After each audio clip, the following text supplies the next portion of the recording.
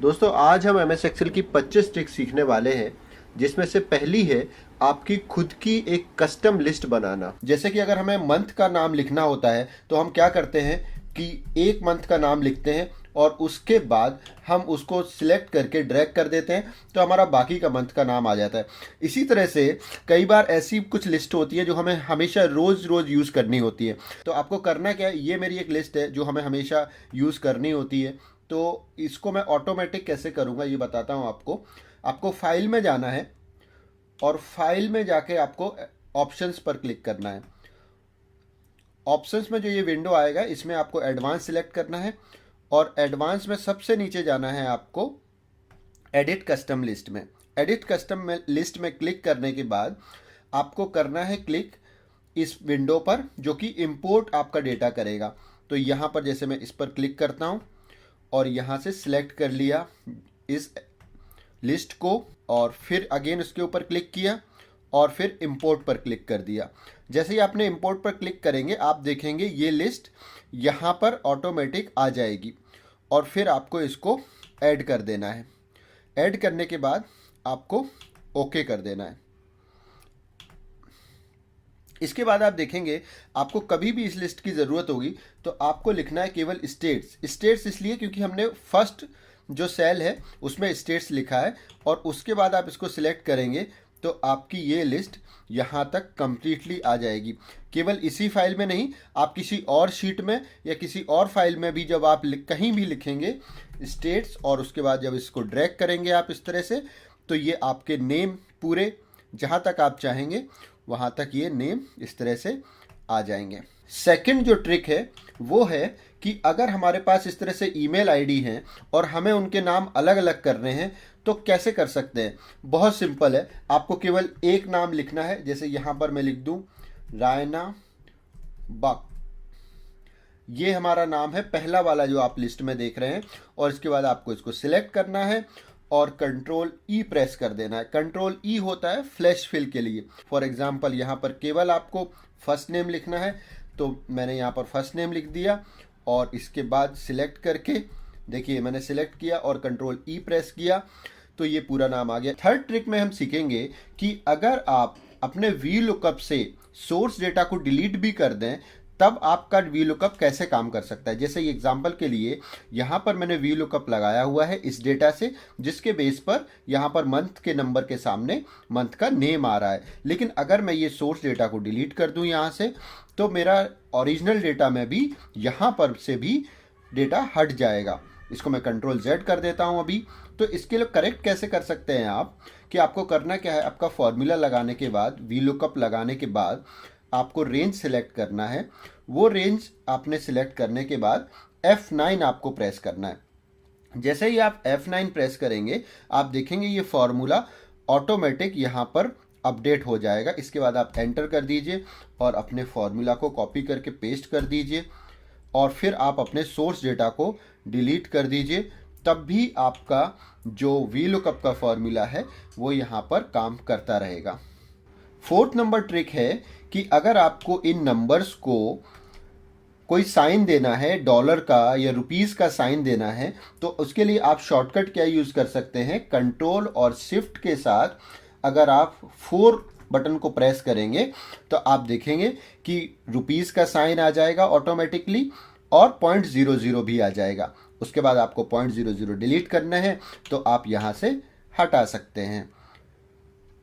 Trick number 5 है कि अगर आपको कभी भी करंट डेट लिखना है तो उसके लिए क्या शॉर्टकट है। बिल्कुल सिंपल है, कंट्रोल के साथ आपको कॉलन प्रेस कर देना है। कंट्रोल के साथ आप कॉलन प्रेस करके और एंटर कर देंगे, आपकी करंट डेट आ जाएगी। दोस्तों अगर अलग अलग सब्जेक्ट पर आप डेडिकेटेड वीडियो देखना चाहते हैं तो आप मेरे चैनल में जाइए और वहाँ पर आपको हर एक सब्जेक्ट पर MS एक्सेल में डेडिकेटेड वीडियो मिलेगा जो आपको एक्सेल सीखने में काफ़ी हेल्प करेगा। 6 नंबर पर है कि अगर आप अपने डेटा को इस तरह से सिलेक्ट करें तो आप देखेंगे कि राइट में एक छोटा सा बटन आ जाता है क्विक एनालिसिस। अगर आप इस पर क्लिक करें तो इसमें देखेंगे कि बहुत सारे ऑप्शंस आपको ईजिली मिल जाते हैं। जो आप ऑप्शंस फॉर्मेट या डेटा में जाके आप करते हैं वो यहाँ पर आप क्विकली कर सकते हैं। जैसे कि अगर हमें कोई फॉर्मेटिंग देनी है, कलर कोडिंग देनी है, तो हमें सिंपल यहाँ पर क्लिक करना है और ये कलर कोडिंग देख लिए यहाँ पर हो गई। सेकंड चार्ट है, अगर कोई क्विक चार्ट आपको बनाना है, आपको सिंपली इस पर क्लिक करना है और ये चार्ट आपका रेडी होके यहाँ पर आ जाएगा और फिर इसको आप छोटा करके यहाँ पर कहीं भी रख सकते हैं। इसके लिए एक मेरा डेडिकेटेड वीडियो भी है, उसको भी आप देख सकते हैं, जिसकी लिंक आपको आई बटन में मिल जाएगी। 7 नंबर पर है कि अगर हमें यहाँ पर परसेंटेज देना है तो नॉर्मली हम करते क्या है, इस तरह से फॉर्मूला लगाते हैं और ये करते हैं और फिर इसको कॉपी करके पेस्ट कर देते हैं, बट ये परसेंटेज में नहीं आता है। तो हमें करना क्या, कंट्रोल शिफ्ट के साथ आप 5 प्रेस करोगे तो ये ऑटोमेटिकली परसेंटेज के फॉर्म में आ जाएगा। 8 नंबर पर है कि अगर आपको 1 या 2 या थोड़े से सीरियल नंबर लिखने होते हैं तो आप इस तरह से ड्रैग करके लिख सकते हैं, लेकिन अगर आपको कुछ 5000 या 10,000 सीरियल नंबर्स लिखने हैं तब आप ये ड्रैग करते समय बहुत समय वेस्ट करेंगे। इससे अच्छा ये है कि आप सिंपल 1 लिखें और 1 लिखने के बाद जाएं आप फिल में, और फिल में जाना है आपको सीरीज में, और सीरीज में यहाँ पर आप देखेंगे कि रो की जगह पर कॉलम सिलेक्ट कर लेना है क्योंकि हमें नीचे डालना है नंबर्स, और स्टॉप वैल्यू आपको जो भी चाहिए, फॉर एग्जांपल यहाँ मैं 15,000 लिख देता हूँ और ओके कर देता हूँ। तो आप देखिए नीचे डाउन की से गए तो 15,000 तक हमारे सीरियल नंबर रेडी हो गए। इसी तरह से आप राइट में भी कर सकते हैं सेम चीज़। अगर आपको इन सीरीज़ में जाएं और यहाँ पर रोज कर दें और यहाँ पर फॉर एग्जांपल मैं 5,000 कर दूं और ओके कर दूं तो आप देखेंगे यहाँ पर राइट में भी हमारे सीरियल नंबर 5,000 तक आ गए हैं। 9 नंबर पर है कि अगर हमें कोई एक लिस्ट मिलती है जिसमें से हमें केवल यूनिक वैल्यूज पेस्ट करनी है तो कैसे कर सकते हैं। आपको केवल ये सिलेक्ट करना है, सिलेक्ट करने के बाद जाना है आपको डेटा में, डेटा में एडवांस्ड में, और एडवांस सॉर्ट एंड फिल्टर में आपको कॉपी टू अनदर लोकेशन पर क्लिक करके और यूनिक रिकॉर्ड्स ओनली पर क्लिक करके थर्ड जो आपका ऑप्शन है कॉपी टू में सिलेक्ट करके आपको कहाँ पर कॉपी करना है। फॉर एग्जांपल मैं यहाँ पर कॉपी कर लेता हूँ और ओके करके इसको ओके कर देना है। तो आप देखेंगे कि आपकी जो यूनिक वैल्यूज थी इस लिस्ट की वो यहाँ पर आके पेस्ट हो जाएंगी। 10 नंबर पर है कि अगर हम कभी एक अच्छी सी टेबल बनाते हैं और उस टेबल को कॉपी करके अपनी प्रेजेंटेशन में जाके हम जब पेस्ट करते हैं तो वो एक इस तरह से फॉर्मेट उसका चला जाता है। तो आपको करना कुछ नहीं है, सिंपल पेस्ट ही करना है जैसे आपने पेस्ट किया अभी, और फिर देखना है आपको राइट में इस तरह से ये एक मेनू आएगा, बटन आएगा, इस पर क्लिक करने के बाद आपको सेकंड नंबर का ऑप्शन चूज करना है। सेकंड नंबर का ऑप्शन है कीप सोर्स फॉर्मेटिंग। आपने जैसे ही कीप सोर्स फॉर्मेटिंग पर क्लिक करेंगे आपका जो शीट होगा, जो भी आपका टेबल होगा, वो ओरिजिनल फॉर्मेटिंग में यहाँ पर आ जाएगा। किसी भी एप्लीकेशन में आप पीपीटी या वर्ड में कहीं भी आप कर सकते हैं उसको। विंडोज़ की मैंने 10 टॉप कीज़ भी पब्लिश की है जिसकी लिंक आपको अभी आई बटन में दिख रही होगी। अगर आप उस वीडियो को देखेंगे तो आपके बहुत सारे विंडोज़ शॉर्टकट भी क्लियर हो जाएंगे। दोस्तों 11 नंबर पर है कि अगर हमें एक ऐसी टेबल हो जिसमें हमें बीच में कुछ सेल्स मर्ज करनी हो और फिर उसमें टेबल में टोटल भी करना हो तब कैसे करेंगे। क्योंकि आप देख रहे हैं जैसे स्क्रीन पर अगर मैं यहाँ पर टोटल करता हूँ तो ये टोटल नहीं होगा क्योंकि हमारे बीच में एक मर्ज सेल है, एक 3 जो सेल है वो मर्ज है। तो इसके लिए क्या करना चाहिए, आपको ये मर्ज से अनमर्ज कर देना चाहिए पहले, और इसके बाद इसको आपको सिलेक्ट करना है सेल को जहाँ पर भी आपको हेडिंग रखना है, और फॉर्मेट सेल में जाना है कंट्रोल 1 से। फॉर्मेट सेल में जब आप जाएंगे तो हॉरिजॉन्टल जो ये टेक्स्ट अलाइनमेंट होता है, अलाइनमेंट में जाके आपको कर देना है centre across selection. Centre across selection जब आप करते हैं तो आपको ये सेल इस तरह से दिखती है कि ये मर्ज हो गई है, बट ये मर्ज होती नहीं है और आपकी हेडिंग भी प्रॉपर दिखती है। अब आप इसमें प्रॉपरली फॉर्मूला भी लगा सकते हैं। देखिए आप, ये जो मैंने फॉर्मूला यहाँ से लगा दिया और ये फॉर्मूला भी काम करेगा और आपकी सेल भी मर्ज नहीं होगी बट दिखेगी कि जैसे ये एक मर्ज सेल है। इसके बाद 12, 13 और 14 नंबर पर है कि आप अपने डेटा को कैसे प्रोटेक्ट कर सकते हैं। प्रोटेक्ट करने के 3 तरीके मैं बताऊंगा यहाँ पर। नंबर 1 है आपकी फाइल को पासवर्ड देना। तो आपको करना क्या है, फाइल में जाना है और फाइल में आपको पहला ऑप्शन मिलेगा प्रोटेक्ट वर्कबुक। प्रोटेक्ट वर्कबुक पर जब आप क्लिक करेंगे तो सेकंड ऑप्शन मिलेगा इसमें, इनक्रिप्ट विद पासवर्ड। इसमें आप कोई भी पासवर्ड दे दीजिए। अगेन 2 बार आपको पासवर्ड देना होगा और ओके करना होगा। इसके बाद जब हमने जैसे इस फाइल को अभी बंद कर दिया और फिर से हमने देखा कि ये फाइल को फिर से ओपन करें एक बार, तो हम जब फिर से फाइल को ओपन करने गए तो ये मांगेगा आपसे पासवर्ड, तो हमने यहाँ पर पासवर्ड दे दिया। तो एक तरीका ये हुआ पासवर्ड से आपके डेटा को प्रोटेक्ट करने का। नेक्स्ट जो एक हमें ज़रूरत पड़ती है कि हम चाहते हैं कि हमारे शीट में से जो हमने फॉर्मूलाज लगाए हैं उनको कोई डिस्टर्ब ना करे, तो उसके लिए करना क्या होगा, हमें वो डेटा सिलेक्ट करना होगा और हमें जाना होगा यहाँ प्रोटेक्ट शीट में। प्रोटेक्ट शीट में जाकर आपको सिलेक्ट लॉक्ड सेल पर क्लिक कर देना है और फिर यहाँ पर आपको अपना पासवर्ड डाल देना है, जो भी आप सिलेक्ट चूज़ करना चाहते हैं पासवर्ड। जैसे मैंने एक ये छोटा सा पासवर्ड डाल दिया। इसके बाद आप देखेंगे कि इन सेल्स में कोई भी हम एडिटिंग नहीं कर पाएंगे और ये आपकी प्रोटेक्टेड रहेंगी। अभी मैं इसको अनप्रोटेक्ट कर देता हूँ ताकि नेक्स्ट ऑप्शन भी मैं बता सकूँ। अभी इसके बाद एक और हमें ज़रूरत पड़ती है कभी कभी कि हम स्क्रीन पर कुछ डेटा रखना चाहते हैं बट चाहते हैं कि किसी को दिखे ना, तो इसके लिए एक बड़ा अच्छा ऑप्शन होता है। जैसे कि मैंने ये एक डेटा रखा हुआ है और मैं इसको स्क्रीन से छुपाना चाहता हूँ, तो इसके लिए मुझे सिलेक्ट करना है डेटा को और Ctrl+1 से जाना है फॉर्मेट सेल में और फॉर्मेट सेल से नंबर्स में आके मुझे कस्टम में यहाँ पर कर देना है, आपको जो टेक्स्ट टाइप कर देना है, आपको 3 सेमीकोलन आपको कर देने हैं।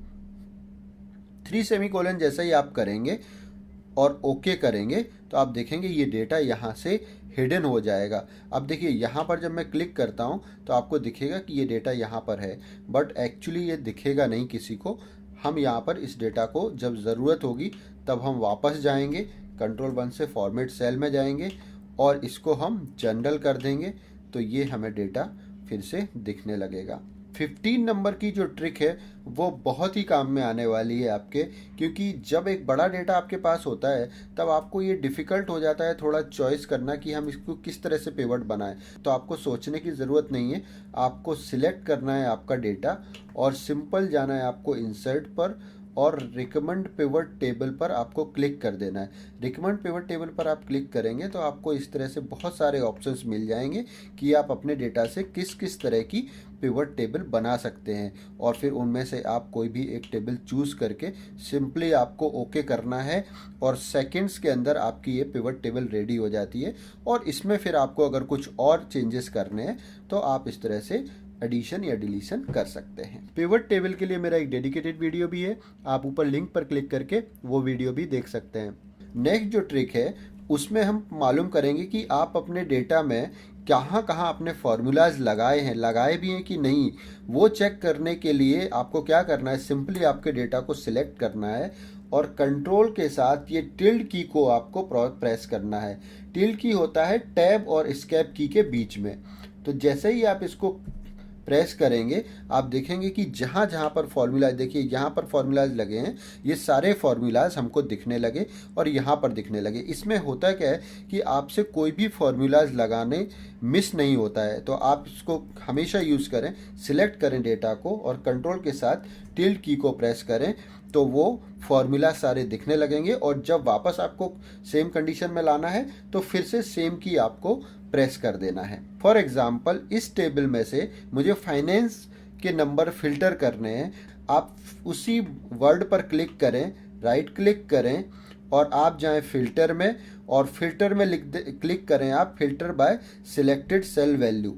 तो आप देखिए एक बार में ये ऑटोमेटिक फिल्टर लग गया यहाँ पर और फाइनेंस भी सिलेक्टेड हो गया और आपके नंबर्स आपके सामने आ गए। अगर आपको एक बड़े डेटा से चार्ट भी बनाना है और उसका पिवट भी बनाना है तो सबसे अच्छा क्विक ऑप्शन है कि आप डेटा को सिलेक्ट करें और इंसर्ट में जाएं और यहाँ से आप क्लिक करें चार्ट्स में से पिवट चार्ट।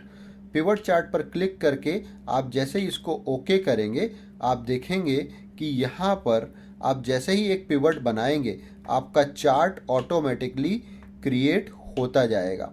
स्पार्क लाइंस, अगर आपको एक क्विक चार्ट बनाना है, यहाँ पर इन नंबर्स के सामने आपको एक क्विक छोटा सा चार्ट बनाना है तो आपको सिंपली क्लिक करना है यहाँ पर और जाना है आपको इंसर्ट में, और इंसर्ट में आपको स्पार्क लाइन पर क्लिक करना है। स्पार्क लाइन में जैसे ये मैं पहले ले लूँ और इसमें डेटा रेंज दे देना है आपको, डेटा रेंज ये होगी, और क्लिक करके ओके कर देना है। तो आप देखेंगे ये छोटा सा स्पार्क लाइन बन गई, जिससे हमें पता चल रहा है कि ये रेवेन्यू यहाँ से नंबर्स में बढ़ रहा है। इसी तरह से हम नीचे भी कर सकते हैं।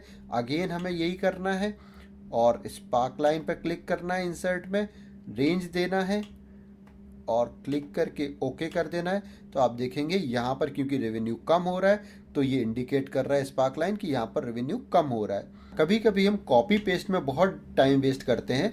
इससे अच्छा अगर हमें ये डिपार्टमेंट फॉर एग्जांपल लास्ट में रखना है तो हम सिंपली इसको सिलेक्ट करें और यहाँ से पकड़ें इसको और ड्रैग करके यहाँ रख दें, और ये ब्रांच नेम अगर हमें सेकंड कॉलम में रखना है तो यहाँ से ड्रैग करके हम यहाँ पर रखें, या फिर इसी तरह से एक 3 या 4 हमें रोज़ यहाँ से कट करके कहीं और ले जानी है तो हम उठा के सिंपली यहाँ रख सकते हैं। इसमें कॉपी पेस्ट की कोई ज़रूरत नहीं है। दोस्तों जितने भी कीबोर्ड शॉर्टकट्स होते हैं वो आप खुद भी बना सकते हैं अपने, जिन जिन कीबोर्ड शॉर्टकट्स की आपको ज़रूरत पड़ती है। जैसे कि आप ऑल्ट की को जब प्रेस करेंगे तो आप देखेंगे कि यहाँ पर ये नंबर्स इसके एक्टिवेट हो जाते हैं कि कौन से मेनू में आपको जाना है तो क्या प्रेस करना होगा। तो फॉर एग्जांपल यहाँ मुझे होम मेनू में जाना है तो मुझे H प्रेस करना होगा, और नेक्स्ट जो ऑप्शन है वो फिर यहाँ पर डिस्प्ले हो जाते हैं कि अगर आपको कौन सा ऑप्शन चाहिए तो उसके लिए क्या प्रेस करना होगा। तो फॉर एग्जांपल अगर मैं यहाँ पर मुझे फॉन्ट चेंज करना है तो मुझे डबल F प्रेस करना होगा। डबल F आप देख रहे हैं, तो मैं जैसे ही डबल F प्रेस करूँगा आप देखिए मेरा फॉन्ट का की यहाँ पर एक्टिवेट हो गया, और इसके बाद हम अप डाउन की को यूज़ करके फॉन्ट को चेंज कर सकते हैं। ये देखिए यहाँ का फॉन्ट चेंज हो गया। इसी तरह से आप पूरे डेटा को सिलेक्ट करके भी आपके ऑल्ट H, अगर मुझे बोल्ड करना है तो B के लिए 1 दिया हुआ है तो मैं 1 प्रेस करूँगा तो ये इस तरह से पूरा बोल्ड हो जाएगा। दोस्तों मैंने आपके लिए एक कंप्लीट कंप्यूटर कोर्स भी डिज़ाइन किया हुआ है जिसकी लिंक आपको आई बटन में दिख रही होगी। अगर आपको वो पूरा कोर्स करना है तो आप फ्री जाकर वहां पर उस लिंक पर क्लिक करके मेरा कंप्लीट एक्सेल का कोर्स भी कर सकते हैं। नेक्स्ट जो ट्रिक है हमारी, उसमें अगर कभी कभी हमें डेटा इस तरह से मिलता है जिसमें रोज और कॉलम की विड्थ परफेक्ट नहीं होती है तो एक शॉर्टकट होता है ऑल्ट HOI। जैसे मैंने बताया आपको, आप खुद अपना शॉर्टकट बना सकते हैं। ऐसे ही मैंने ये शॉर्टकट बनाया है, ऑल्ट HOI करेंगे आप तो आपका ये डेटा ऑटो फिट होके आ जाएगा। नेक्स्ट स्टेप में आप देखेंगे कि अगर ये सारे डेटा में हमें एक और रो इंसर्ट करनी है तो आप क्या कर सकते हैं, आप सीरियल नंबर को कॉपी कीजिए और यहाँ पर पेस्ट कीजिए और सिंपल सीरियल नंबर से आप इसको शॉर्ट कर दीजिए। तो जैसे ही आप शॉर्ट करेंगे हर एक रिकॉर्ड के बाद एक रो इंसर्ट हो जाएगी।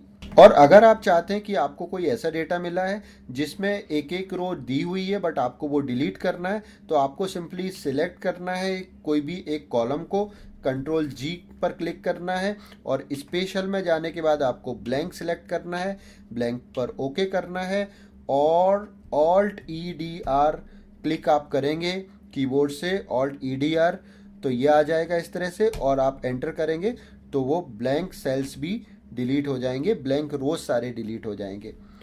24 नंबर पर जो फंक्शन है हमारा वो है कि आप दो विंडोज़ को एक साथ कैसे देख सकते हैं। जैसे हमें 23 नंबर शीट और 24 नंबर शीट एक साथ देखनी है तो हमें करना क्या है, हमें जाना है व्यू में और एक न्यू विंडो पर क्लिक कर देना है। न्यू विंडो पर जैसे ही आप क्लिक करेंगे तो एक और विंडो ओपन हो जाएगी, तो ये पैरेलली दोनों विंडोज़ आपके पास आ जाएंगी। आप एक फाइल में शीट नंबर 23 ओपन कर सकते हैं और दूसरी में 24, और कोई भी जो आप चेंज करेंगे इस फाइल में वो आपकी मेन फाइल में भी सेव होगा। जैसे मैंने ये कॉपी करके यहाँ पर पेस्ट कर दिया और इसके बाद अगर मैं ये दूसरी फाइल को कॉपी क्लोज कर देता हूँ तो फिर भी ये डेटा मुझे मेरी मेन फाइल में यहाँ पर दिखेगा। कभी कभी हम डेटा इस तरह से बनाते हैं और बाद में हमें लगता है इसको हम हॉरिजॉन्टल ना करके वर्टिकल वे में बनाते तो अच्छा डेटा होता। तो इसको हम सिंपली कॉपी करेंगे और ऑल्ट ESV से वैल्यू पेस्ट में जाएंगे और यहाँ पर ट्रांसपोर्ट पर क्लिक करके ओके कर देंगे तो आप देखेंगे आपका डेटा हॉरिजॉन्टल से वर्टिकल वे में आ गया और यहाँ पर आपको केवल एक हेडिंग चेंज करनी है और आपका डेटा ये परफेक्टली रेडी हो गया। आई होप ये वीडियो आपको पसंद आया होगा। अगर हाँ तो इस चैनल को सब्सक्राइब कीजिए क्योंकि और भी इस तरह के वीडियोज़ अभी आने वाले हैं।